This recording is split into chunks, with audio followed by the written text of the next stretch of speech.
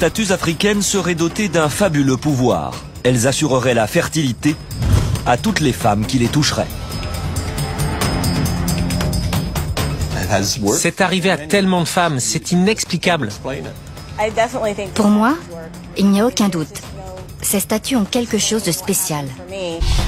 Orlando, dans le sud des États-Unis. En 1994, Edward Meyer, le conservateur d'un musée, fait l'acquisition de 2 statues anciennes qui représentent un homme et une femme.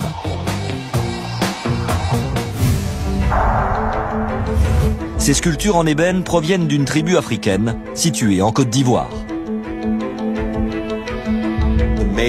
L'homme tient dans une main une mangue, symbole de la fertilité, et dans l'autre une épée. Quant à la femme, elle porte un bébé sur ses genoux. C'est un roi et une reine.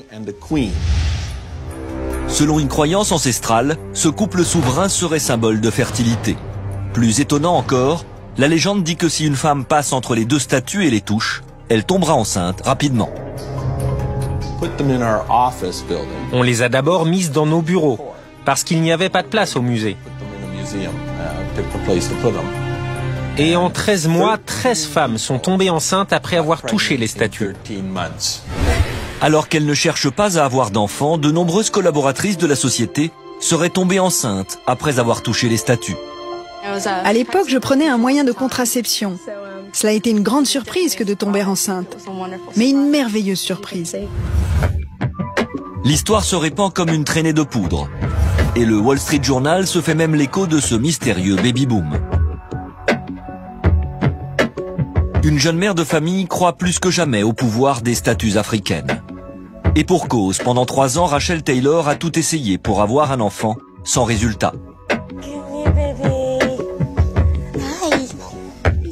En 2009, en désespoir de cause, elle décide de s'en remettre aux fameuses statues. Ma mère a lu un article vantant les pouvoirs des statues. Comme j'avais tout essayé pour avoir un enfant et que cela ne marchait pas, je me suis dit que je n'avais rien à perdre.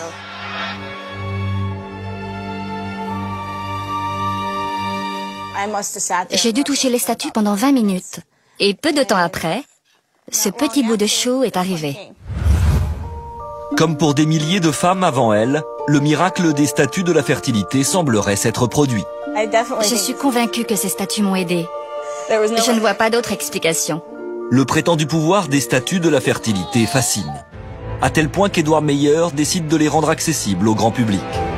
Pour cela, il les expose dans toutes les succursales de la société. On a décidé de les exposer à l'accueil, juste avant la caisse des musées. Comme ça, tout le monde peut venir les voir et les toucher sans débourser un centime. Les mystérieuses statues ont déjà fait 3 fois le tour du monde. Depuis 1994, plus de 3000 femmes seraient tombées enceintes après les avoir touchées. Impossible alors d'ignorer ce curieux baby-boom, même s'il n'existe aucune preuve scientifique à ce phénomène.